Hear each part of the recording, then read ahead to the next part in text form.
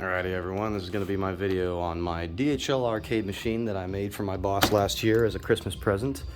And I'm going to just go over it in basic, kind of catalog it for myself, but also for anybody else who's watching and kind of curious about how I whipped it up to see if they'd like to build their own with that sort of similar skill set. I'm just kind of a basic tinkerer, not really too into woodwork or anything, so if you can build this, you can probably build your own arcade machine. If you feel confident after looking after what I've done, build what I've built, you can probably go after building your own and be relatively okay. So let me go ahead and get into it. I'm going to go over the materials I used, rough budget on things where I feel like it's worthwhile pointing them out. And yeah, I went after a arcade machine that's clearly meant to look the part, 80s, 90s, in the classic style. This is a generic design that I found on some German website, which was among the top of the search results for build your own arcade machine. So you should very quickly find it. I'll probably link it in this description if I find it again myself. I probably have it bookmarked still. But yeah, I measured it all out. I actually measured it, but then I scaled it up because I wanted it to be kind of more appropriate looking and more spectacular looking. My boss is pretty tall. He's 6 foot something, like 6'6", 6'7" maybe.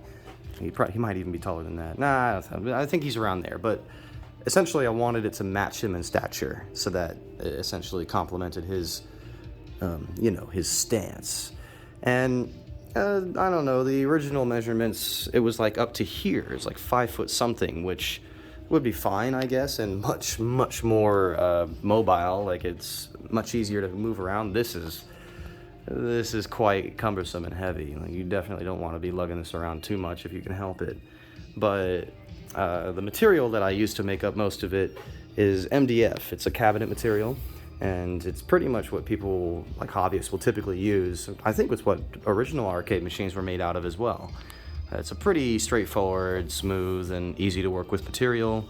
You can see I've got some stuff that's not perfect. This rubberized material I got from eBay. This I got from eBay, the main kit with the joysticks and the buttons, and they all wire on the bottom. I'll probably show you guys in a second, but they wire on the bottoms of these PCBs that plug in with USB, and it appears to the computer as basically a game controller, which is quite neat. These vinyls I had printed up from it was an immigrant family who offered a much better price to print out laminated 3M vinyls than fast signs, which is where I got an original quote of like $600 or something crazy, but they did it for a little under $300.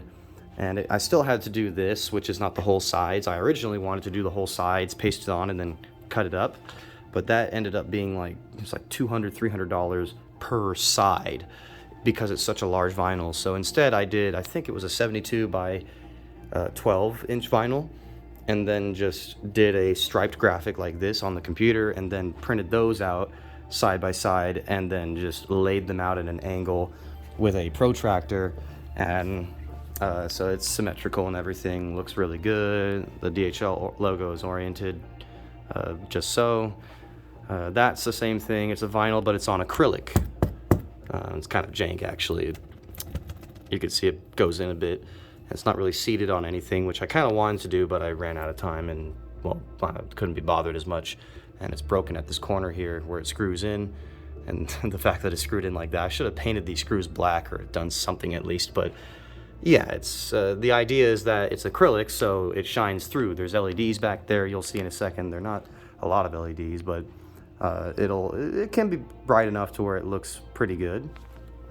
And then this, of course, I cut out to the size of the TV, and the TV in there is just a Craigslist TV that I found. It's an old CCFL 720p HDMI TV. And then yeah, that panel, I think I left this panel separate just in case I ever wanted to install like a coin operating mechanism in it. And it's shelved right there because the computer rests right here. I think that's actually also why I put this door in, is so I could more easily get the computer in and out. But yeah, that's in basic like how the outside is built. It's framed a little bit on the inside, not so much where if you took everything off it would stand up on its own. It does go all the way to the bottom, but yeah, it's not, basically it doubles up well enough so that this in its form is very strong, very heavy, and definitely would hold up against a lot of abuse. It's actually, again, as I mentioned, it's pretty darn heavy. Now, you're probably wondering how you get inside, because around the back there's not really any swing out doors or anything. I imagine if you're making your own and you're quite frugal, you could definitely get away with not even having a back at all and just push the arcade machine up against the back. But I think most people will have a swing out back, and that's how they'll get inside their arcade machine, but this is how I get inside mine. Again, you don't have to do it this way. This is just how I've done it.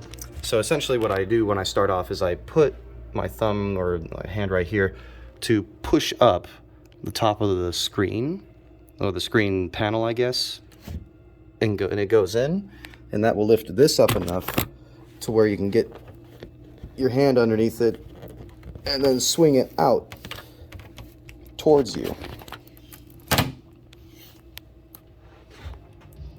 And then you can pull this whole panel out. I'm trying to do this one-handed.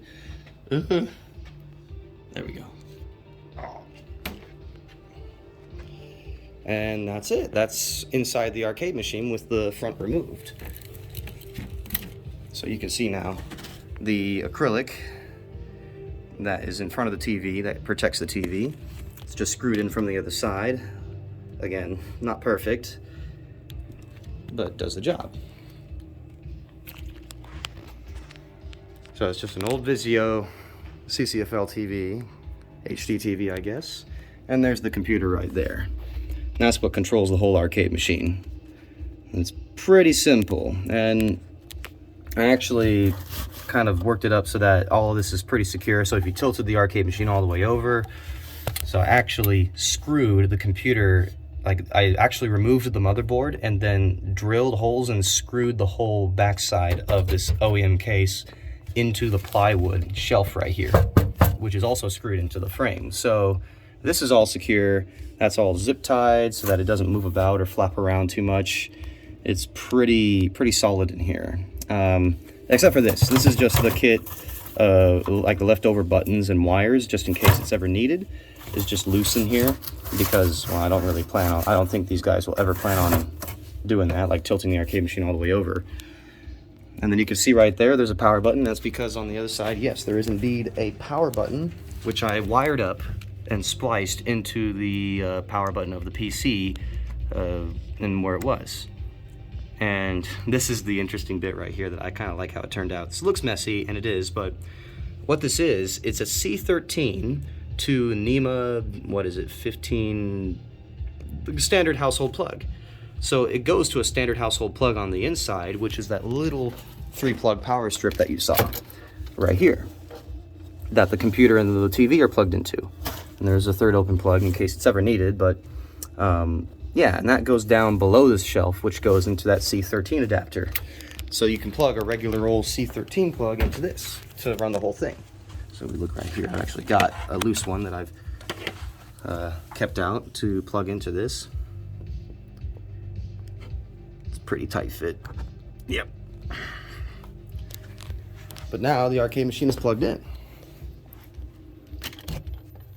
You can probably hear a bit of a whine from the power supply. But if oh yeah, there's the light of the Vizio on standby mode. There's the LED lighting of the what's it? It's just micro connectors to these little LED PCBs, and they're all plugged into a hub, which plugs into the computer. So of course, when the arcade machine is on, those lights are powered on. And this one, that's a little post right there that I just put a little L bracket. So that's the third one. That's further up in the middle to kind of give it some, like sort of in the, like focus in the middle for the light. Let me go ahead and take the control board out. I probably just screwed out that much in this. Well, I can feel it. It's like still bound in there a bit. I don't usually, this is pretty much just, oh, excuse me, to take it in and out. But yeah, this is pretty much how I get the control board in and out very easily to work on buttons or switch them around if I want to, but I've never really had to do that quite yet. And you can see it's still a little bit shredded as well, because I've just used a drill every time with this, or an impact. I almost never have to use hand screw it like I'm doing right now. Try and look, they're pretty long. Alright, so that one's out, that one's out. This one I've still got to work on. That's still bound up a bit. That one's out, and that one's out. Okay, so now I can take this and just a bit lift this out. Let's see if I can position it. This USB cable, I left enough slack in there so that if I ever wanted to, I can just set it on the ground for easy servicing. So that is the underside of the control board. You can see what I was talking about with these control PCBs that the wires just go into, and there's a diagram that's included with this kit that tells you, like, okay, this one is, I don't know, buttons 10, 9, 8, 7, etc., etc. This is like up, down, left, right. And this is a splice that clearly it's coming apart, but I soldered it because I'm a genius, except it makes shorts if I'm not careful. But yeah, to give it some extra length so that it can actually reach these buttons and I can cable manage it a little bit. So damn it, good that I did this video and I've caught that. It's been a while since I've even messed with any of this, but it gets quite hot. Like the ambient air inside here gets pretty warm. And to address that, I actually do have a fan, which is basically like a chimney sort of deal where it exhausts the hot air up and out through that green sort of grocery bag filter material. It's kind of interesting how that works. And it's a traditional looking like slotted vent deal to, again, give it some style. But yeah, let's go ahead and power it on real quick for the end of the video, and that'll be it.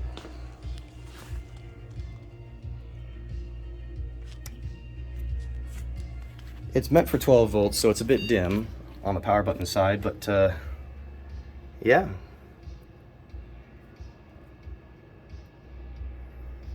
So again, it transmits to the TV with HDMI, or no, VGA. Sorry, I'm dumb. Should do something with the TV soon. Come on.